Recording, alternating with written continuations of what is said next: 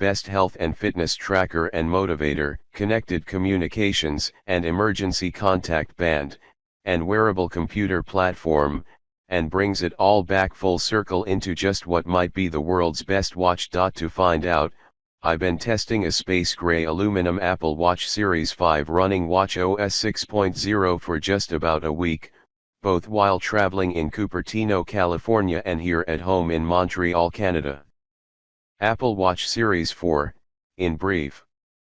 For people who want big, always on display, fast performance, compass, health and fitness tracking, built-in ECG, fall detection, emergency calling, optional LTE connectivity, all-day battery life. Not for people who want Android compatibility, custom watch faces, week-long battery life. Now, always on might not sound like a big deal, but it's been one of the biggest knocks on this gizmo since launch. I've mentioned it in every review since, and so has almost every reviewer else. While it's tempting to exclamation point that with an obviously or finally, when you look back at how battery and binary constrained the original Apple Watch was, it's not surprising it took a while. There was a short list of major features that were missing, and Apple has spent every year since, knocking them off. Series 2 brought the power needed to make apps native. Series 3 added cellular connectivity. Series 4 pushed the display out to the edges. And now, Series 5 lets that display stay on all the time. It lets the watch, be a watch. Check price of all watches and their links given in the description. If you already have a Series 4, you may not think that's worth upgrading to. For me, even if it was the only new feature, and it isn't, it totally would be. But I can certainly sympathize with that point of view. Thing is, though, most people in this world don't have a Series 4. Or any series. Despite being the most popular watch and fitness tracker in the world, and product that's probably already bigger than the iPod at its height, the vast majority of people still don't have even one. Never mind Series 1. And it's for them, the first-timers as much as the upgraders, that Apple has been knocking those items off the list. So, that's how I'm going to approach this review. All the little details current Apple Watch owners demand, so they can figure out when and if they should upgrade, but also what's cool and compelling for those still sitting on the sidelines, watching, waiting, trying to decide when to take the plunge. And how. Starting with the always on display. In typical Apple fashion, they're not first to this. But they just might be best. There's no secondary display layer. No monochrome veneer. No special mode to turn on or turn off. No separate, kinda 1980s alarm clock looking face to be stuck with. There's just the existing watch faces. All of them. All now available in always on. Here's how it works. Previously, when you weren't using your Apple Watch, when you weren't interacting with it or tapping or turning it towards you so you could interact with it, it would go to sleep. And it still does exactly the same thing now. Only sleep no longer means the display turning off. Now it means the display staying on, but in ultra-low power mode. It's made possible by the low-temperature polysilicon and oxide or LPTO display. It lets the Apple Watch dynamically adjust the refresh rate from the normal 60 Hz all the way down to 1 Hz. It's connected to a new, low-power display driver and high-efficiency, integrated power management circuit, all controlled by a new ambient light sensor. That's on the hardware side. On the software side, the Apple Watch team has crafted low-power versions of all the watch faces.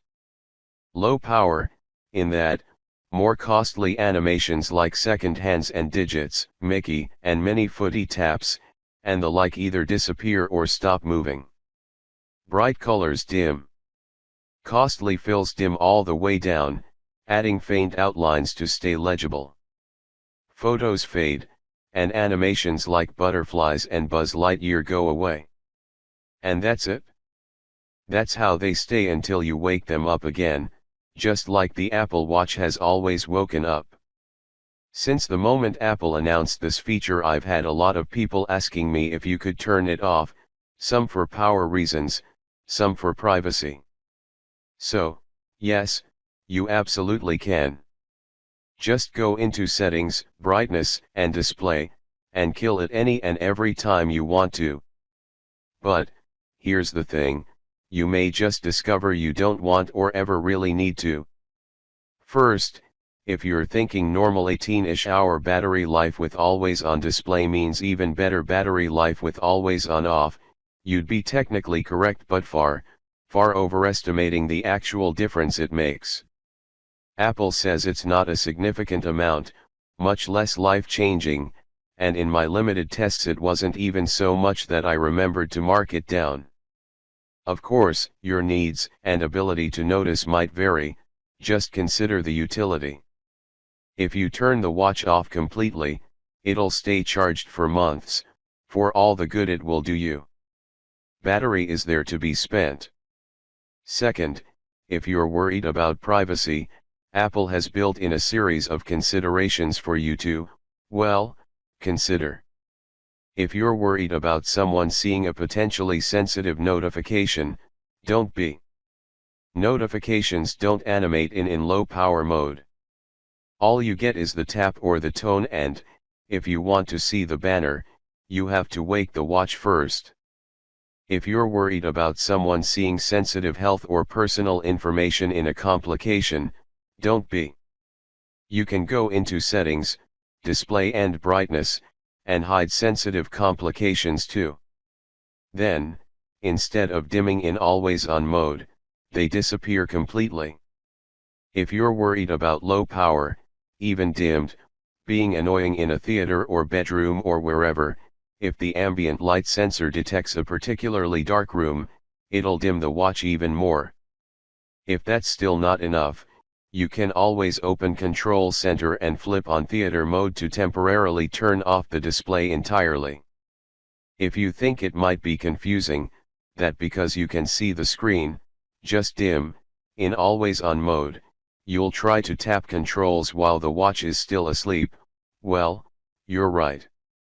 If you don't turn your wrist first to wake your watch, the first tap won't activate the control, it'll wake the watch. And, because it's dim and not black, your brain will act like 1 + 1 suddenly equaled a cheese Danish. You just have to plow through the initial, awkward adjustment period and keep going. And if, after hearing all that, you still want to turn off the always on, hit me up in the comments and let me know why. I'm genuinely curious. Apple has also extended always on to the workout app and for all workouts. That way, if you're doing anything, stretching, swimming, whatever, you can see your stats without having to reach for your watch, even in the pool. But, Apple hasn't extended always on to any other app. So, if you're in an app and you cover the display to put your watch to sleep, it'll just jump back to the watch face and go into always on mode from there.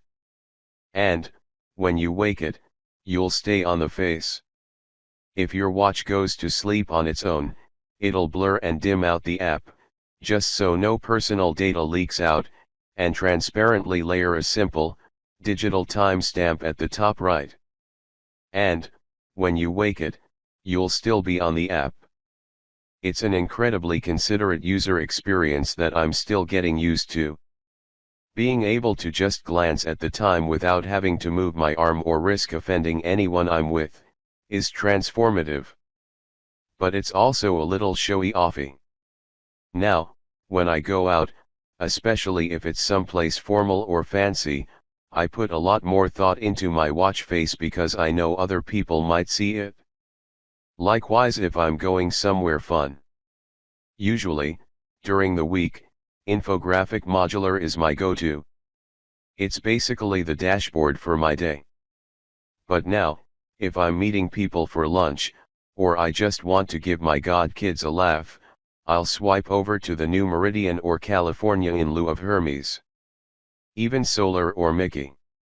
Almost the way a traditional watch collector might mull their collection before choosing their look for the day.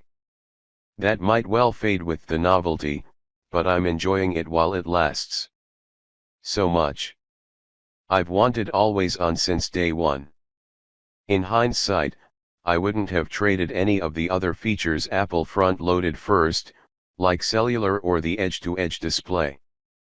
But I'm incredibly glad Always On is here, and I'm even happier with how it's finally arrived. Every year, when Apple introduces the new Apple Watch, they introduce the new S Series system in package, or SIP, along with it. That's basically the entire computer that runs the watch, all shrunk down and layered up together. With Apple Watch Series 2, the S2 went dual-core.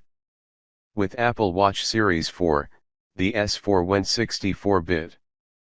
With Apple Watch Series 5, the S5 is going, well, wherever the hell it wants, because now it's got a magnetometer, a digital compass, and knows about direction.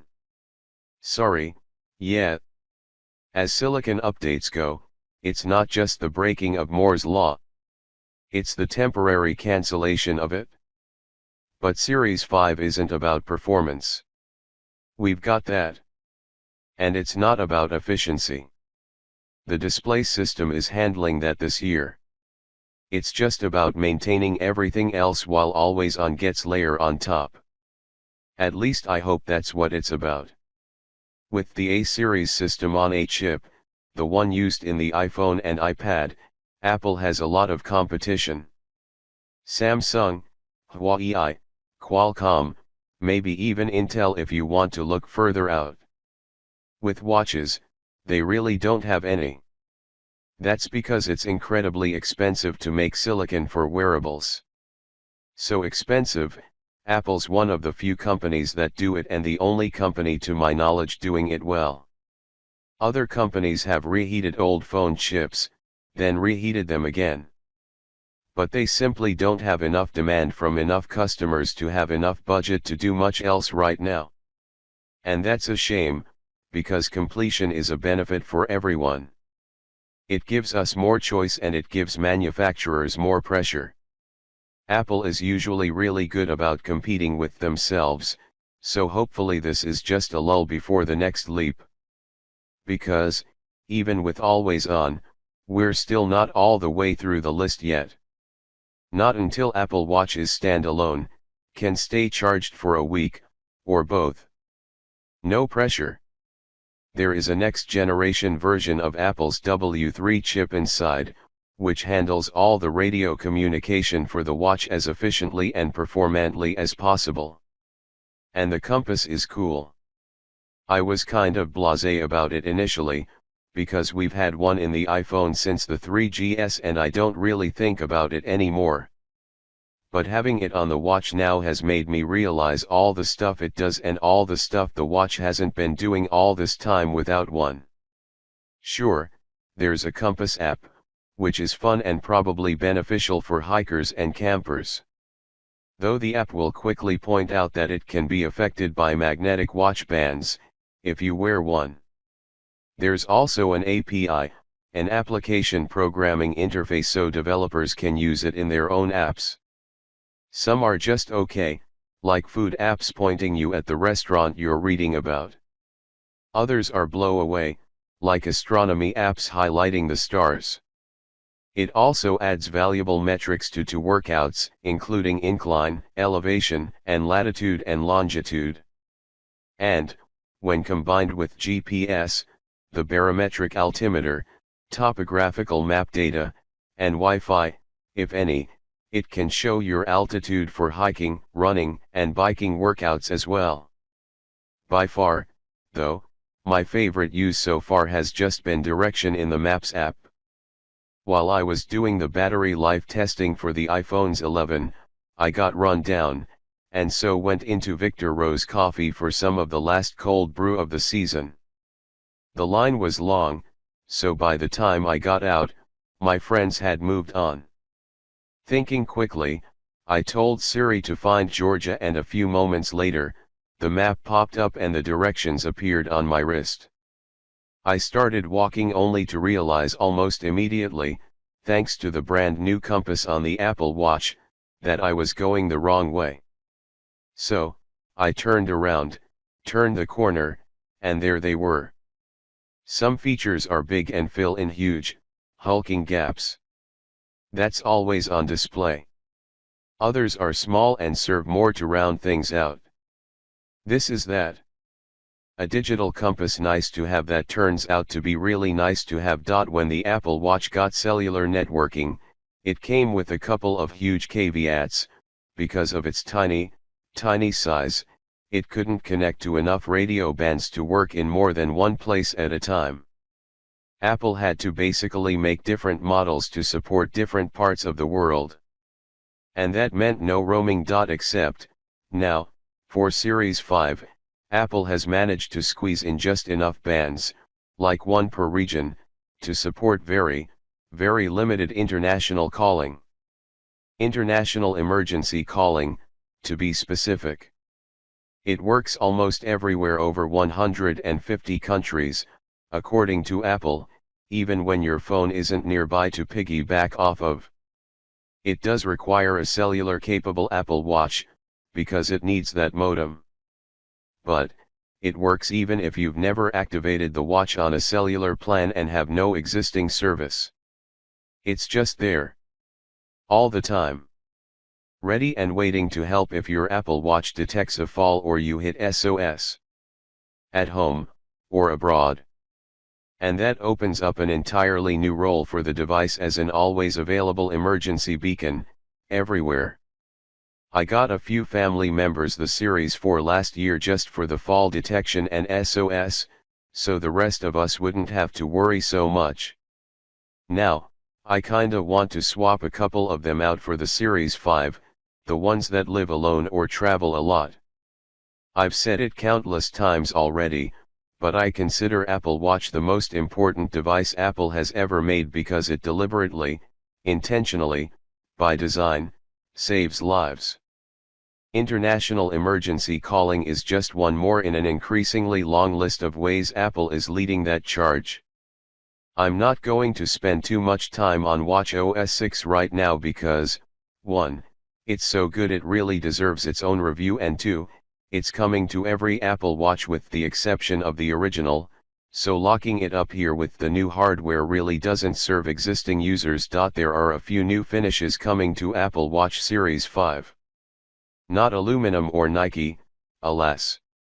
Those are pretty much the same, silver and space gray for both, an annual shade of gold for the regular, non-Nike. The Nike gold would be pretty good. As would some iPhone 11 style product. Red. Steel comes in the same polished and DLC coated space black as it has since launch, though this year Hermes also offers the space black option. And it looks black fire. White Fire is the triumphantly returning ceramic edition, which debuted with Apple Watch Series 2 but vanished last year on the Series 4. Brand new for Apple Watch Series 5 is the titanium. Lighter and stronger than steel, it comes in a similar DLC-coated space black, but also in a new brushed metal, with a special surface treatment created by Apple to be as fingerprint and stain resistant as the black. It's branded as an edition despite being only $100 more expensive than the steel, because edition is where Apple's materials team gets to come out and play. It's watchy watch stuff for watch lovers, inside Apple and out.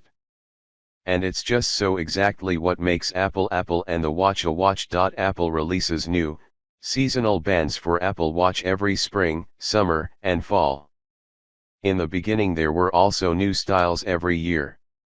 Now, it's mostly about new colors and combinations. Like I said in the hands-on, there's no ceramic or titanium bracelet, which is a drag.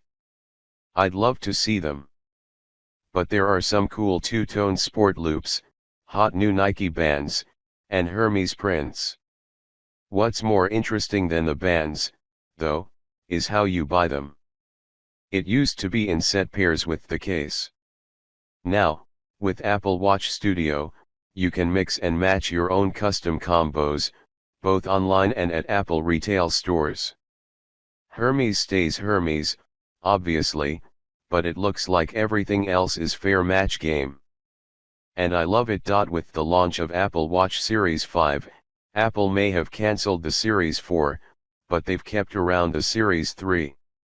And, at $199, that's entry-level iPad grade. As much as Apple is pushing the latest to new levels of greatness, they're now leaving really good, really useful versions of the same products at lower price points and making them accessible to even more people. People who may not wanted to try it at full price or simply couldn't afford to. Again, as much as some with breathlessly bemoan the lack of reasons to update year over year, most people in the world still haven't bought a single Apple Watch. The play here isn't upgrading, it's onboarding, and Apple just gave a lot of people 199 reasons to think about the watch for the first time. Especially as we enter the holidays. For everyone else, they're giving Apple Watch Series 4, the world's best health and fitness tracker and motivator, connected communications and emergency contact band, and wearable computer platform that, yes, really does brings it all back full circle. Apple Watch Series 5 is now the world's best watch. Period.